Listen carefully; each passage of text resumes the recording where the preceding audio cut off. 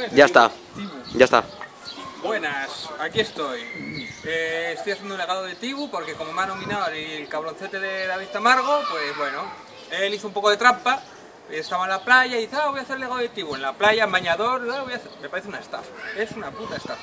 Igual que a mi amiga Verónica dice, pues voy a hacer el legado de Tibu en la piscina de mi casa. Eso es un timo. A mí me parece un timo. Es como si yo cojo esto y hago así, y ya está, ya cumplí. Es una estafa. Es una estafa. Pues ya, como ya cumplí, digo, nominados, pues Ángel Manuel García García, pues porque ya le hace falta un lavadito de su baguete. Digo, Juan GG, Juancho Guay, digo, porque digo, bueno, pues como no es guay, o sea, que se cree guay, pero no llega a chachi. Y digo, Luis Rodríguez también, mi colega Luis Perilla.